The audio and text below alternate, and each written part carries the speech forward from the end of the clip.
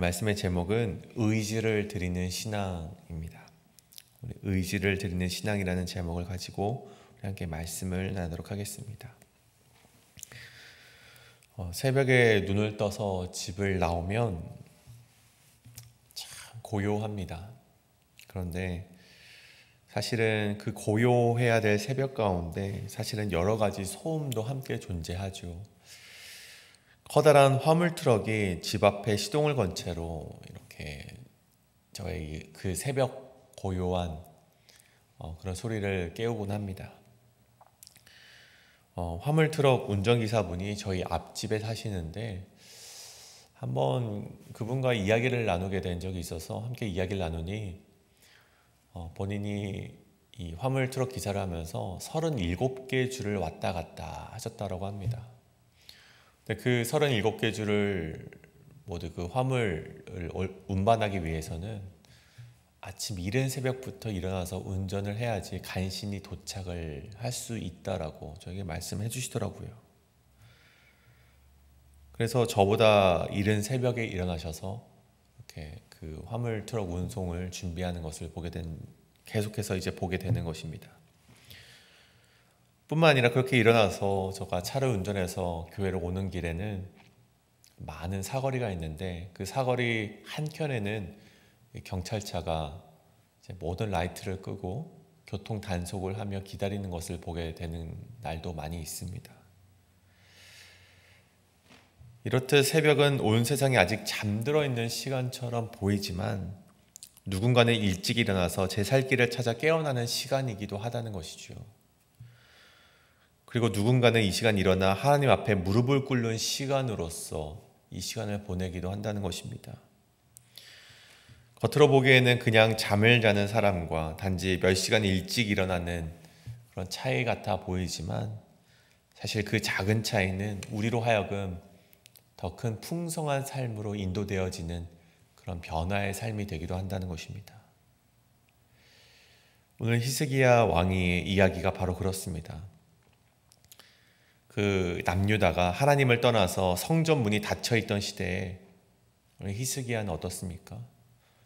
오늘 말씀 첫 9절 20절을 보면 히스기야 왕은 아침에 일찍 일어나 백성의 지도자를 불러서 여호와의 전으로 올라갔다라고 기록이 되어 있습니다.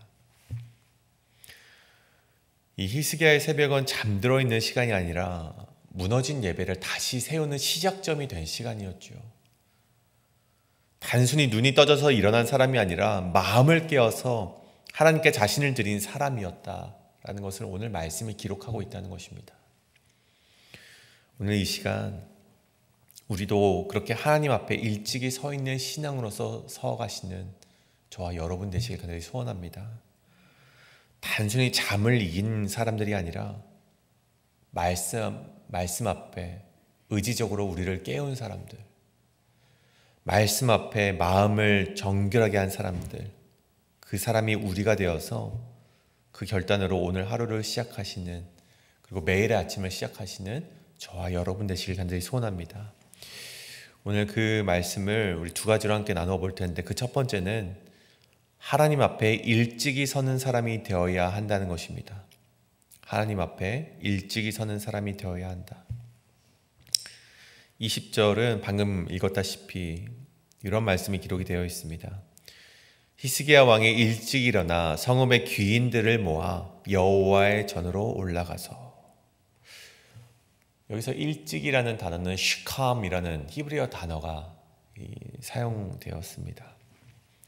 이른 아침에 일어나다 혹은 서둘러서 행동하다 라는 뜻을 가지고 있지만 이 상황적 맥락을 보건대 상황적 맥락적으로 이해되어지는 이 단어는 어떤 한 사람의 의지적인 결단을 보여주는 단어라는 것이죠. 시캄, 일찍이 일어났다.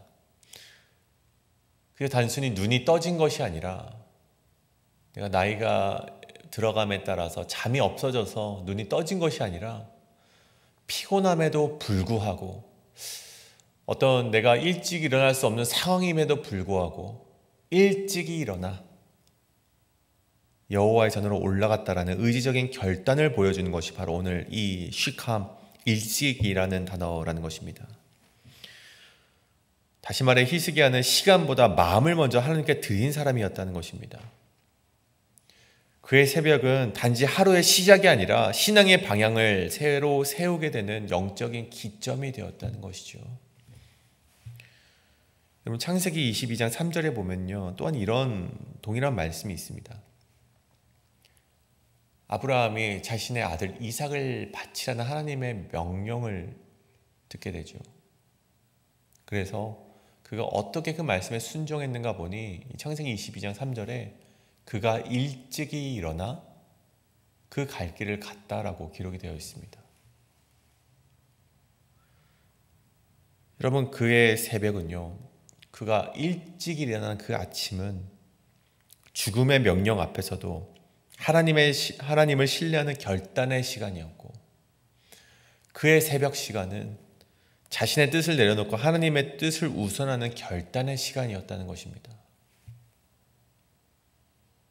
여러분, 아침 일찍의 시간은 단순히 여러분 그냥 피곤한 눈을 비비며 나오는 시간이 아니라 우리에게는 그런 시간이 되어야 된다는 것입니다. 하루를 시작하는 그 가장 빠른 시간 가운데 하나님께 모든 것을 내어드리는 시간, 그로 말미암아 우리의 시간이 온전히 하나님께 드리는 시간, 그 시간이 우리의 가장 이른 그 아침 시간이 되어야 될 줄로 믿습니다. 그렇게 일찍 일어난 히스기야가 무엇을 합니까? 오늘 말씀을 보면 성전 문을 열었습니다. 그리고 오늘 말씀 가운데 숫송아지 7마리, 순양 7마리, 어린 양 7마리, 순염소 7마리를 속죄, 즉 이 나라의 범죄를 대속하기 위한 번제물로 드리며 온 백성을 대표해 회개를 하는 것을 보게 됩니다. 그런데 여러분, 히스기야만 있었습니까? 그렇지 않죠. 그 아침에 일찍 일어난 사람들은요, 제사장도 있었고 레위인도 있었습니다. 제사장들은 제물을 죽여 피를 뿌렸고 레위인들은 율법에 따라 악기를 울렸습니다. 아침에 일찍 일어난 사람은 히스기야뿐만이 아니라 그들 모두였다라는 것이죠. 그들 모두가 의지적인 결단을 가지고 모두 함께 예배를 드렸다는 것입니다. 특히 29장 29절에서는 이렇게 기록을 하고 있죠. 제사드리기를 마침에 왕과 그와 함께 있는 자들이 다 엎드려 경배하니라. 그래서 경배하다라는 것은 몸을 굽혀 엎드리다, 뭐 그런 뜻을 가지고 있지만 오늘 히브리어 단어 와이시타우라는 이 경배하다는 것은요, 복종하다, 정신적으로 헌신하다라는 뜻을 또한 가지고 있습니다. 히스기야와 백성들은, 모든 백성들이 하나님 앞에 경배했다, 엎드렸다라는 것은 그들의 심령 깊은 감동 속에서 하나님께 전적으로 복종했다라는 것을 기억하고 있습니다. 그런데 그들이 아침 일찍이 일어나 하나님께 예배를 드릴 때 그들이 하나님의 말씀 앞에 복종했다, 그 하나님이 주신 말씀 앞에 경배했다라는 말씀이 오늘 말씀이 되는 것이죠. 근데 여러분, 이 복종이라는 단어를 보십시오. 여러분, 복종이라는 이 단어가 가장 잘 어울리는 사람들이 있습니다. 바로 군인들입니다. 군인들에게 있어서 이 복종은요, 그들의 가치관이 되고 그들의 정체성이 됩니다.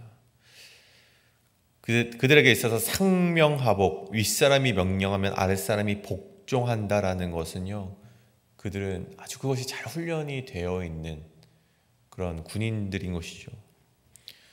그 목적을 보아건대 왜 그렇게 상명을 하복을 하는가 보니 생존과 그 효율이 극대화되기 위해서는 상관이 명령을 했을 때 즉각적으로 그것을 실천하는 것이 그들에게 있어서는 이득이 되기 때문이라 그렇게 기록을 하고 있습니다. 그러니까 전쟁의 순간 가운데에서 상관이 명령했을 때 그것이 비록 잘못된 명령이라 할지라도 그 모든 그 군사들이 그 명령에 복종하며 나아갈 때 그것을 따져 묻는 것보다 그 명령을 복종했을 때 오는 생존율이 훨씬 더 극대화될 수 있다는 것에 그들이 상명하복을 실천하고 있는 이유가 된다는 것입니다. 그래서 상사의 명령 앞에 그들은 변명거리가 없습니다. 그저 따를 뿐입니다. 근데 오늘 히스기야와 그 백성들도 하나님 앞에서 그런 그 복종의 모습을 보였다는 것이죠. 하나님 앞에 다른 변명의 이유를 제하고 그저 순종하겠다라는 다짐을 보였습니다. 물론 그 목적은 군인들과는 조금 다릅니다.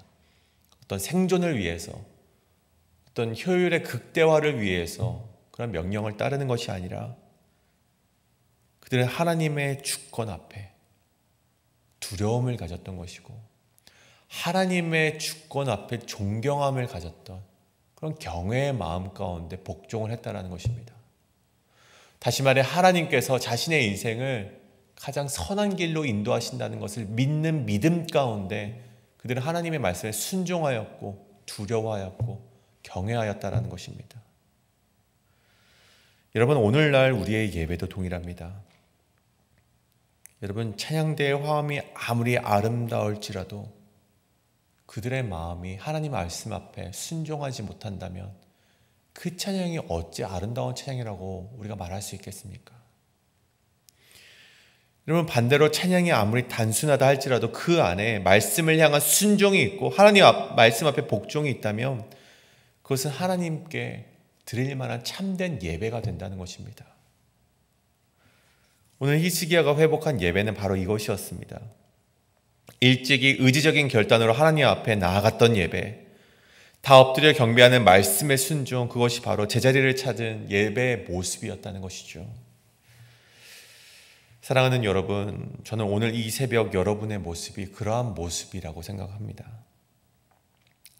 새벽을 깨워 나아오신 여러분의 의지적인 결단이 말씀으로 살아가는 자의 모습이고 저와 여러분의 그런 엎드려짐이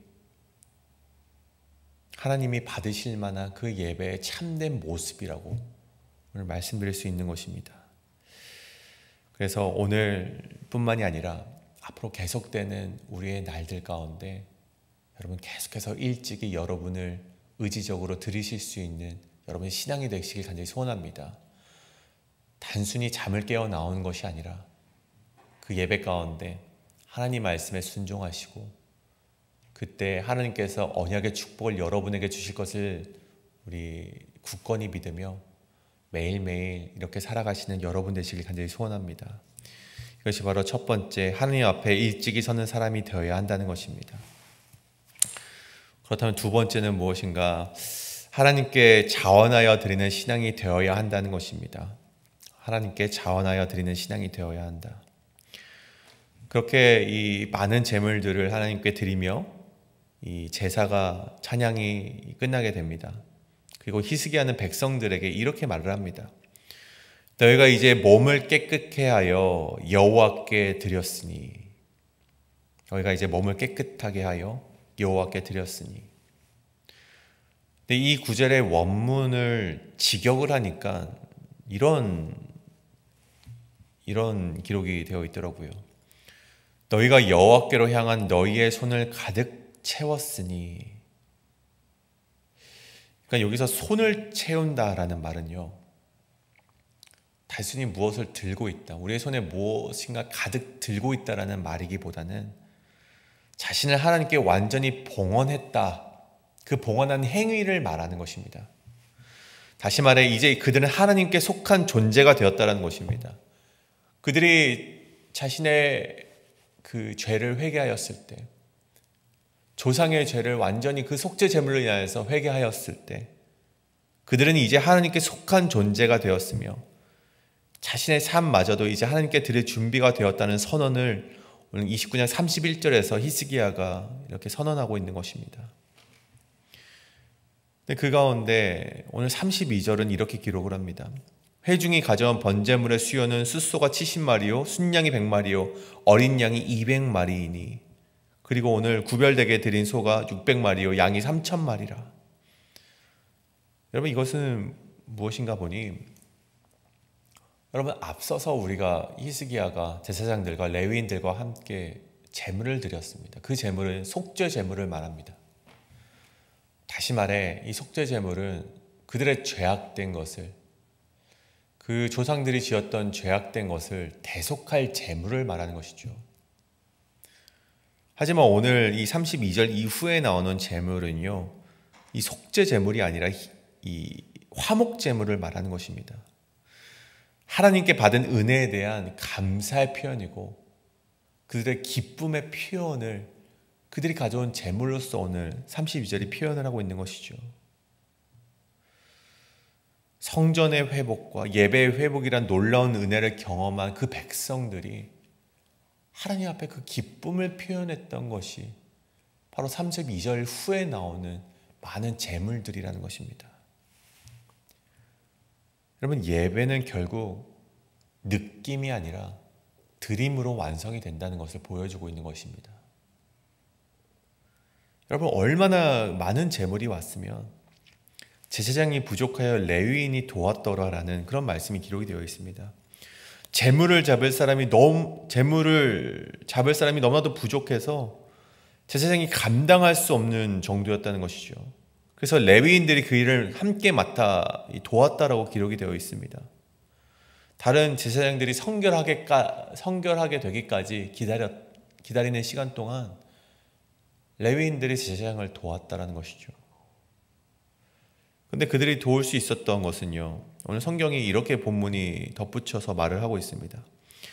레위 사람들이 34절 마지막 절에 레위 사람들이 성결하게 함이 제사장들보다 성심이 있었습니다. 성심은 마음의 정결과 열심을 말합니다. 다시 말해 제사장들이 율법적으로, 제도적으로 그들이 이 제물을 드릴 수 있는 그런 사람들이었다면 레위인들은 예배의 심장과도 같은 사람들이었다는 것입니다. 다시 말해 그들은 형식보다 마음을 드렸고 정치적인 영향보다 어떤 제도적인 영향보다 영적인 순수함으로 그 예배를 함께 도왔다라는 것이 됩니다. 여러분, 이 말이 어려워 보이지만 사실 교회 예배에 적용해 보면요, 여러분 단순합니다. 여러분, 예배 회복은 제사장들, 이 시대의 제사장들, 물론 만인 제사장으로 불려 우리 모두가 제사장의 역할을 수행할 수 있지만 여러분, 전통적으로 목회자를 가리킵니다. 여러분, 예배 회복은 목회자를 통하여서 우리가 이루어지는 것처럼 보일지 모릅니다.